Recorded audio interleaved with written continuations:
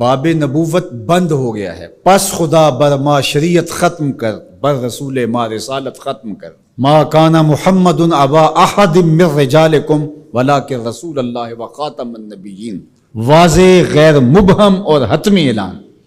لیکن اس کے باوجود بھی ایک شخص نے کہا کہ میں نبی ہوں، لوگوں نے اسے بھی مان لیا۔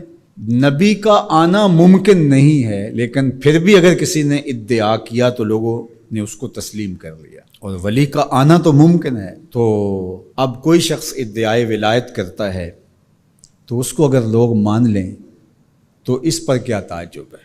تو یہ بات طے شدہ ہے کہ جس چیز کی ڈیمانڈ ہوتی ہے مارکیٹ میں 2 نمبر اسی کا آتا ہے۔ تو اولیاء اللہ یہ اللہ نے عزت کے نشان بنائے ہیں، تو اس لیے بہت سارے لوگ جھوٹے مدعی ہوں گے کہ ہم ولی ہیں۔ ولی کی جو حقیقی علامتیں ہیں وہ تقویٰ ہے، ایمان کی وہ اعلیٰ ترین منزل ہے جو اس کو نصیب ہوتی ہے، جو باقی لوگوں کا وہ مقسوم نہیں ہے۔ تو اب یہ تو منزل حاصل نہیں ہو پائے گی ان کو۔ اب ولی کی ایک ظاہری علامت جو بادی النظر میں ہے وہ کرامت ہے۔ اب کرامت کا ظہور بھی 2 نمبر لوگوں سے نہیں ہو سکتا، لیکن کوئی جھوٹی بات منسوب تو کر سکتے ہیں اپنے ساتھ، یا کوئی مکر، کوئی فن اس کو کرامت تو قرار دے سکتے ہیں دجل، فریب اور دھوکے کے ذریعے سے، اور ایسا ہوتا ہے۔ تو اگر 2 نمبر اولیاء پائے جائیں اور ہم پہچان بھی جائیں یہ 2 نمبر ہیں، یا کسی کی جھوٹی کرامت کو سنیں، تو اس کا یہ مطلب ہوگا کہ ہم اولیاء کا انکار کر دیں۔ جھوٹے مدعیان نبوت کو ہم پائیں، ان کا انکار کریں، تو کیا اس کا یہ مطلب ہوگا کہ 1 لاکھ کئی ہزار نبیوں کا بھی انکار کر دیں؟ کوئی جھوٹا مدعی نبوت جھوٹے معجزات پھیلا دے اپنے، ان جھوٹے معجزات کا ہم انکار کریں، تو کیا اس بہانے ہم سچے نبیوں کے معجزات کا بھی انکار کر دیں؟ یہ تو دانش مندی ہی نہیں ہے۔ اس طرح 2 نمبر لوگوں کے گڑھے ہوئے کلام کو، گڑی ہوئی باتوں کو، ان کے دجل و فریب کو، ان کی تلبیسات کو، ان کی دسیسہ کاریوں کو، ان کے مکر کو، ان کے متبعین کی گڑی ہوئی چیزوں کو، ان کے حفوات کو ہم کیا کرامت قرار دے دیں؟ ہم کہتے ہیں نہیں، بالکل نہیں ہے۔ تو کیا اس کا یہ مطلب ہے، اس کا یہ مفہوم ہے کہ جو اللہ کے ولی ہیں ان کے حقیقی کرامات کا انکار کر دیا جائے؟ جب علم سطحی ہوگا تو ایسا ہوگا۔ 2 نمبر لوگوں کی حفوات کو آپ ضرور اس کی تردید کریں۔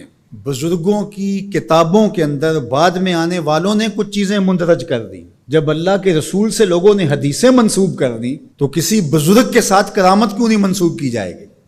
یہ ہو سکتا ہے، اس کو آپ الگ کیجئے، فن کے اعتبار سے الگ کیجئے، جس طرح محدثین نے کیا، انہوں نے چھانٹی کی، موضوع اور صحیح کو الگ الگ کیا۔ یہ تو نہیں ہے کہ ایک موضوع حدیث آ گئی تو پورے ذخیرہ حدیث کا انکار کر دیا، ایسا تو نہیں کیا۔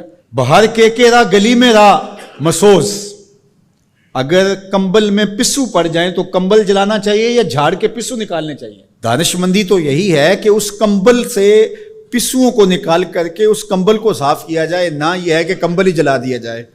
لوگوں نے دین ہی جلا دیا۔ اور میں آپ کو ایک کہانی قرآن سے سناؤں۔ واقعہ اس طرح ہوا کہ حضرت سلیمان علیہ السلام کو آ کے ہدہد نے بتایا کہ ملک سبا میں ایک خاتون ہے جو لوگوں پر حکمرانی کر رہی ہے، اور اس کے پاس بہت بڑا تخت ہے۔ اس تخت کی چوڑائی اور لمبائی علماء تفسیر نے لکھا کہ 60 ہاتھ چوڑا تھا اور 80 ہاتھ لمبا تھا۔ حضرت سلیمان علیہ السلام نے اس کو خط لکھا ملکہ بلقیس کو کہ تم میرے پاس حاضر ہو جاؤ، ورنہ جو ہے وہ میرے ساتھ جنگ کرنے کے لیے تیار ہو جاؤ۔ اس نے تحفے اور انعام و اکرام لے کر کے حاضر ہونے کا فیصلہ کیا۔ جب وہ بہت قریب آ گئی تو آپ کی مجلس لگی تھی حضرت سلیمان کی، تو آپ نے اپنے لوگوں کو کہا کہ وہ جس تخت پہ ناز کرتی ہے تو کوئی ہے اس کے آنے سے پہلے لے آئے، اور وہ بالکل قریب آ چکی تھی۔ تو ایک جن اٹھا، اس نے کہا حضرت یہ خدمت میرے ذمہ لگائیے۔ قال عفریت من الجن، وہ بڑا قوی ہیکل، بڑا طاقتور، بڑی توانائی رکھنے والا، اس نے کہا کہ حضرت یہ ذمہ داری میری رہی، کب تک لے کے آؤ گے؟ کہا مجلس برخاست ہونے سے پہلے پہلے لے آؤں گا۔ صبح کو مجلس لگتی تھی، دوپہر کے وقت برخاست ہو جاتی تھی، تو اس نے کہا مطلب میں دوپہر تک لے آؤں گا۔ اللہ اکبر! 1 مہینہ جاتے ہوئے لگتا تھا، 1 مہینہ آتے ہوئے لگتا تھا۔ ڈبیا بھی ہو اور جیب میں ڈال کے لے آنی ہو پھر بھی 2 ماہ چاہیے، اور وہاں پہروں کے اندر مکفل تھا، بڑی بات تھی نا، لیکن حضرت سلیمان نے کہا نہیں مجھے اس سے بھی پہلے چاہیے۔ تو پھر کیا ہوا؟ قال الذی عندہ علم من الکتاب، پھر وہ اٹھا جس کے سینے میں زبور کا علم تھا، جو کتاب کو جاننے والا تھا، وہ بولا انا آتی کا بہی قبل ان یرتد الیک طرفک، حضرت آپ آنکھ بعد میں جھپکیں گے، تخت پہلے پڑا ہوگا۔ اور حضرت سلیمان نے ابھی آنکھ نہیں جھپکی تھی، تخت پڑا ہوا تھا۔ 1 مہینہ جاتے ہوئے لگتا ہے، 1 مہینہ آتے ہوئے لگتا ہے۔ یار حضرت سلیمان کا امتی آنے واحد میں تخت لے کے قدموں میں حاضر کر دیں، اور یہ قرآن نے کہا ہے، تو شاہ نقش بند بخارے سے قابل میں نہیں آ سکتے۔ باقی امتوں کے ولی شانوں والے ہیں، لیکن جس طرح حضور نبیوں سے افضل ہیں، حضور کی امت امتوں سے افضل ہے، حضور کی امت کے ولی باقی امتوں کے ولیوں سے افضل ہے من حیث المجموع۔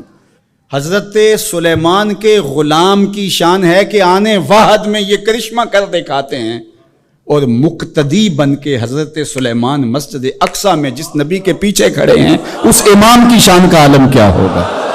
جس کے غلام کی یہ شان ہے، اس کے امام کی شان کا عالم کیا ہوگا؟